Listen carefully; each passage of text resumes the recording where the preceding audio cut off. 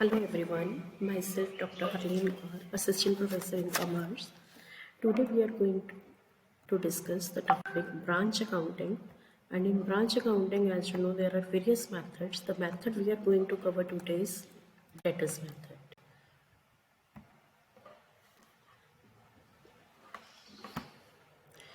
Basically, whenever we want to start any business, we have just one desire, that we want to expand our business, we want to grow in this business.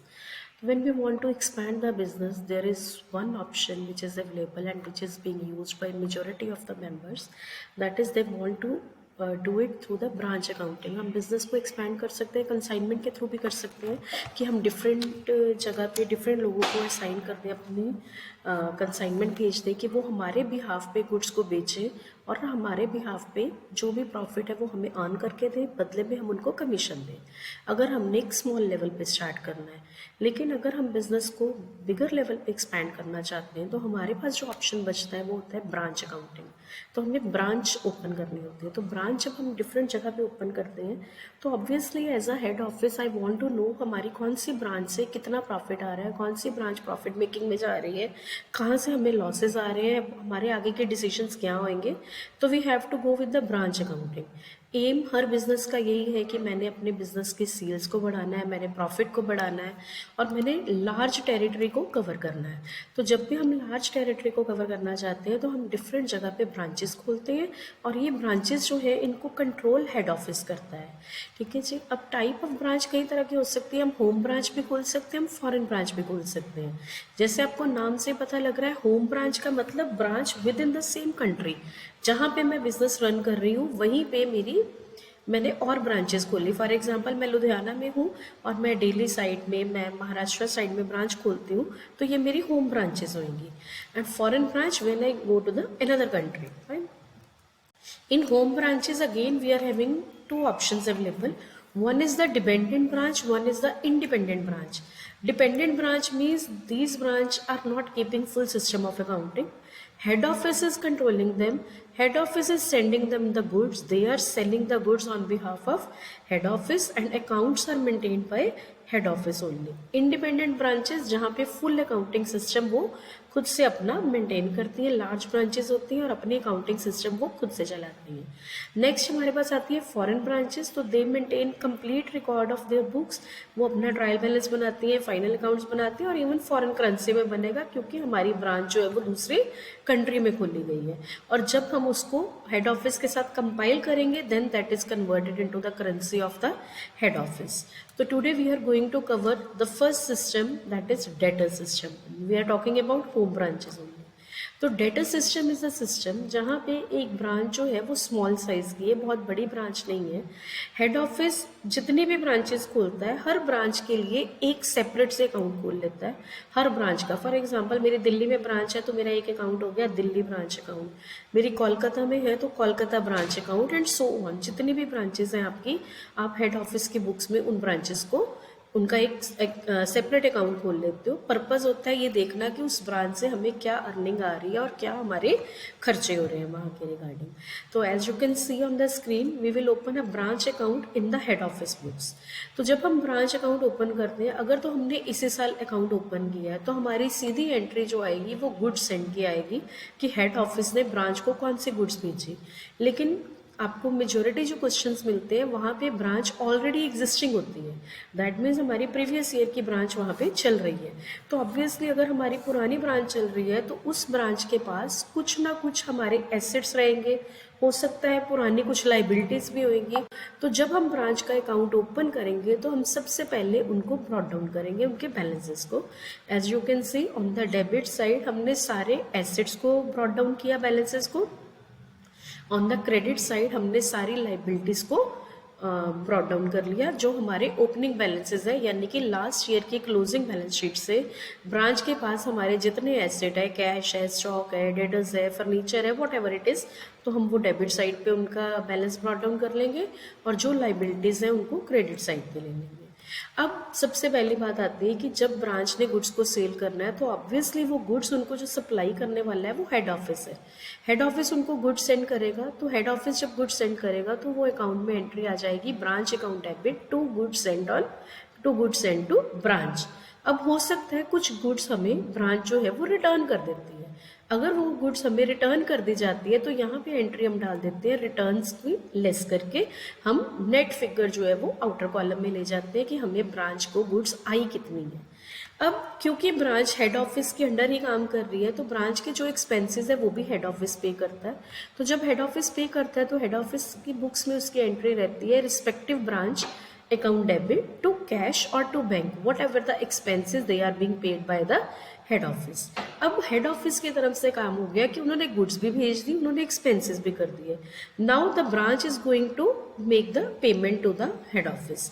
अब branch जो जो cell करेगी, branch cash पे भी cell कर सकता है, branch credit पे भी सेल कर सकता है, जो भी वो सेल कर रहा है उससे जो भी रिमिटेंस आ रही है तो branch manager is suppose to submit the same to the head office. जो वो रिमिटेंस भेजेंगे, कैश सेल की तो पूरी रिमिटेंस हो जाएगी, क्रेडिट सेल में ज़रूरी नहीं है हमें सारा अमाउंट आ चुका है, तो जो अमाउंट हम डेटर से रिसीव कर चुके हैं, चाहे हमने डायरेक्टली रिसीव किया है या थ्रू ब्रांच किया है, whatever amount is paid by the debtors to the branch, तो वो सारा अमाउंट हमारा ऐड हो जाएगा।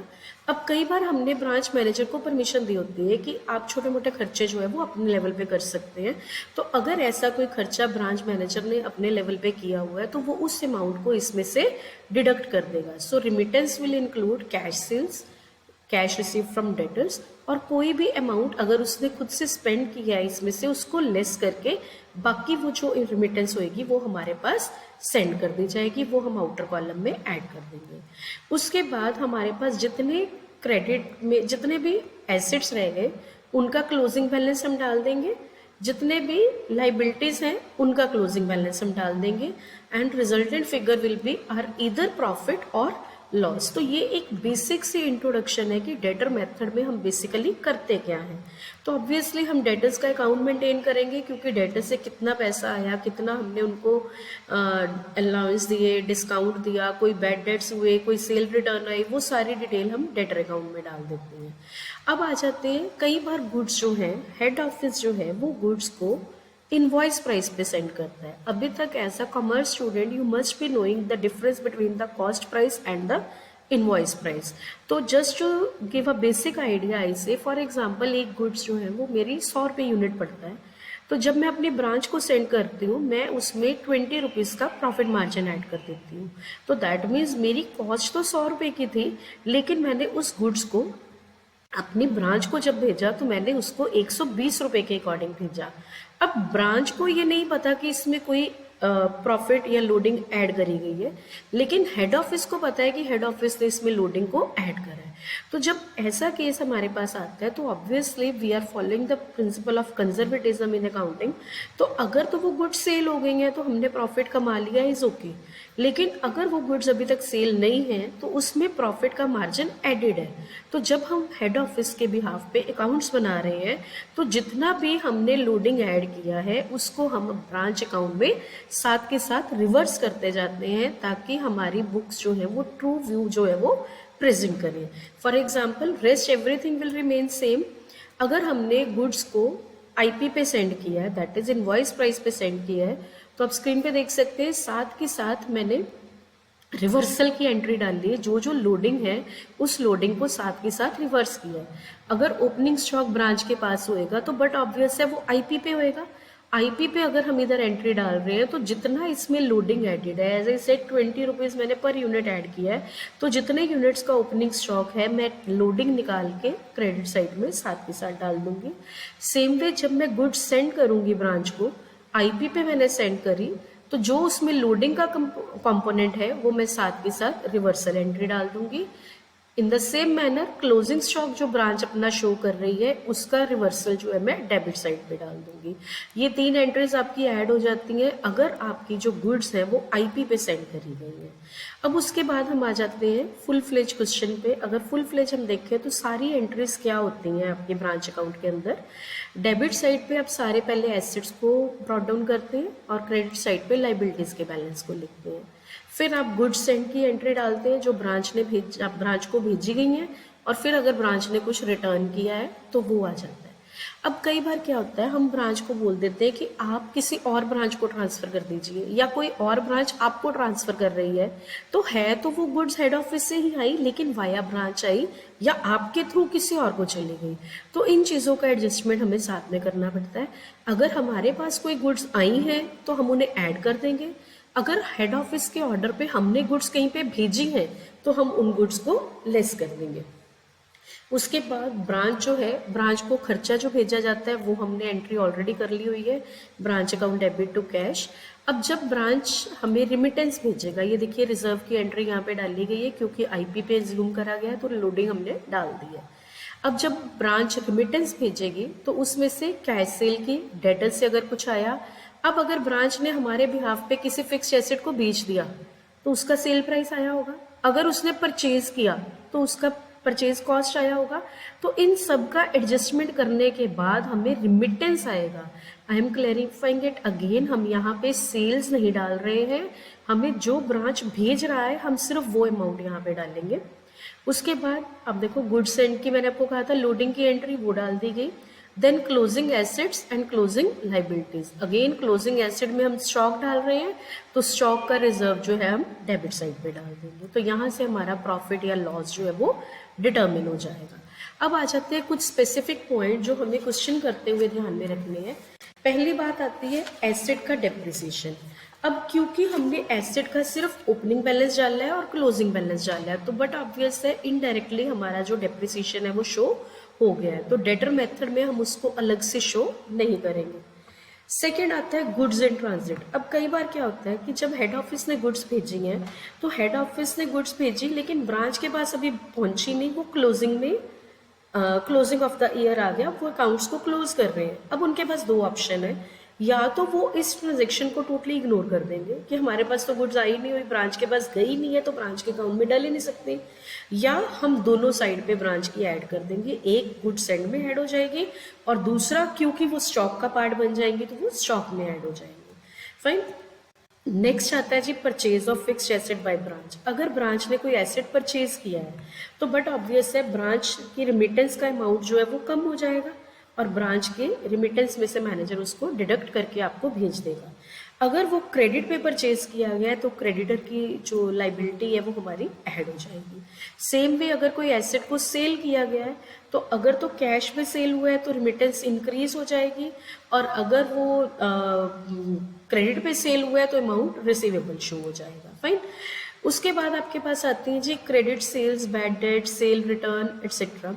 अब हमने डेटर्स का अकाउंट बना लिया, वहाँ पे ये सारी ट्रांजैक्शंस हम डाल रहे हैं अपने रिकॉर्डिंग के लिए, लेकिन ब्रांच में हम ओपनिंग डेटर्स डाल रहे हैं, हम क्लोजिंग डेटर्स डाल रहे हैं। अब जो ये ट्रांजैक्शन है ये ब्रांच और डेटर्स के बीच में हो रही है, हेड ऑफिस और ब्रांच के बीच में नहीं हो रही है, तो हम सिर्फ ओपनिंग और क्लोजिंग बैलेंस ऑफ डेटर्स को लेके ही चलेंगे। उसके बाद अब आपके पास आते हैं नॉर्मल लॉस, अब normal loss we are not going to treat them in branch. लेकिन अगर आपको इंश्योरेंस क्लेम का कोई अमाउंट रिसीव हो रहा है, अगर तो insurance claim head office receive कर रहा है then obviously amount will be added to the amount remitted, sorry if branch receive कर रही है तो अगर ब्रांच हेड ऑफिस को रिमिटेंस भेज रही है तो वो उसमें अपना जो क्लेम का अमाउंट भी आया वो भी साथ में भेज देंगे। लेकिन अगर क्लेम का अमाउंट अभी जो है रिसीव नहीं हुआ तो obviously it is are receivable amount, it will be shown on the asset side.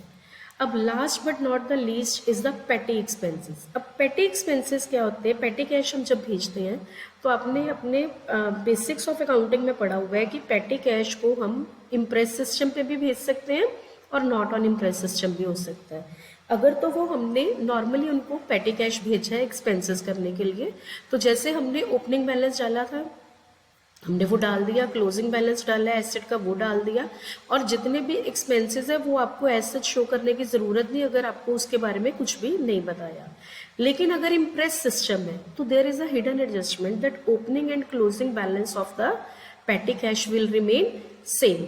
तो आपका ओपनिंग बैलेंस और क्लोजिंग सेम रहेगा और जो भी उसमें ड्यूरिंग द ईयर के एक्सपेंस होंगे that amount equal to the expense will be sent by head office to the branch. चाहे क्वेश्चन में ये गिवन हो या ना गिवन हो, you are suppose to clear it if it is on a impress system. So this is all basics about the data system. Hope it is helpful to you. We will continue with the numericals and the other methods in the next videos. Have a nice day.